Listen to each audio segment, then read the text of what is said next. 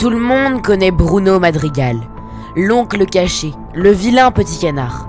Celui dont on ne doit surtout pas prononcer le nom. Ne parlons pas de Bruno, non, non, non. On nous le présente comme un prophète maudit, un homme qui voit le mal avant qu'il n'arrive. Mais, et si tout cela n'était qu'un immense mensonge? Et si je vous disais que Bruno n'avait absolument aucun pouvoir magique? Bienvenue à toutes et à tous pour cette toute nouvelle vidéo, et donc c'est parti pour une toute nouvelle théorie qui va vous traumatiser.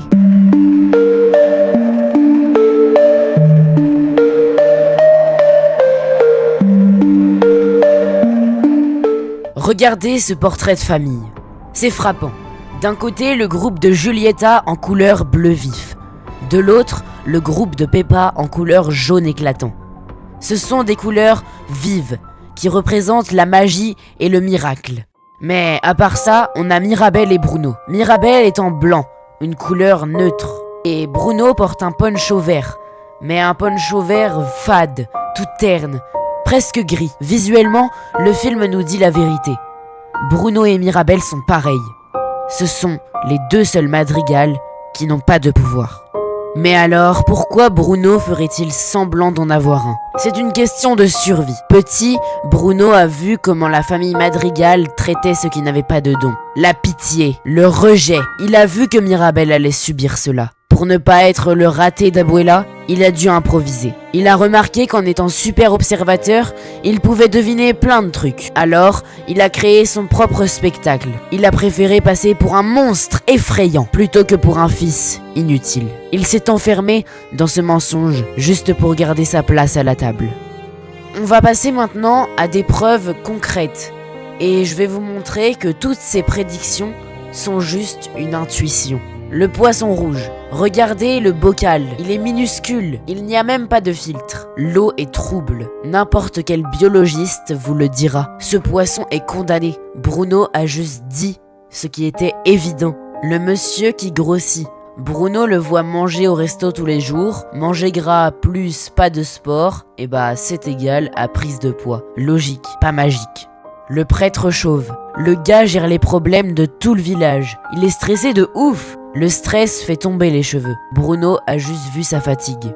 La pluie au mariage. Bruno a dit à Peppa, on dirait qu'il va pleuvoir. Il sait qu'elle est hyper nerveuse. En lui disant ça, il l'a fait paniquer. C'est Peppa qui créait la tempête avec son stress. Bruno a juste provoqué la réaction. Isabella et ses fleurs. Il lui dit que ses pouvoirs vont grandir. Mais on sait qu'Isabella est une bosseuse. Elle s'entraîne tout le temps. C'est sûr qu'elle finirait par découvrir de nouvelles plantes.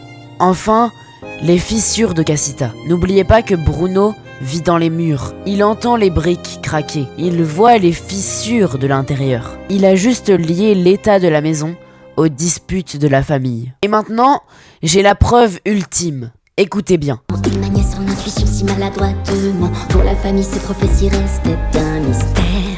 Y vois-tu plus clair? Dolores dit clairement, pour la famille, ses prophéties restaient un mystère. Pourquoi un mystère? Parce que personne ne comprend sa logique. Et elle ajoute ensuite, il maniait son intuition si maladroitement. Elle dit bien intuition, pas magie. Dolores entend tout, elle a tout compris. Bruno n'a pas de vision. Il a juste un sens de l'observation incroyable. Si t'es toujours pas convaincu, voici la preuve finale. Sa prophétie pour Dolores. Il dit que l'homme de sa vie sera fiancé à un autre. Il voit le plan d'Abuela pour Mariano et Isabella. Donc c'est facile de deviner. Mais s'il voyait l'avenir, il aurait vu qu'à la fin, elle finit avec lui. Il ne voit pas la fin heureuse parce qu'il ne fait que des déductions. C'est là que ça fait peur. Si Bruno n'a pas de pouvoir, ça veut dire que sa famille l'a banni pour rien. Bruno est une victime de son intelligence. Et donc voilà, j'espère que cette théorie t'a convaincu. Moi franchement j'ai adoré la faire parce que franchement Encanto, c'est un film qui est incroyable. De la magie, de la famille, bon voilà tout ce que j'aime. Je vous remercie déjà d'être resté jusque là. Et n'hésitez pas à liker, à vous abonner, ça me donne énormément de force. Et puis on se retrouve pour une prochaine théorie qui va vous traumatiser.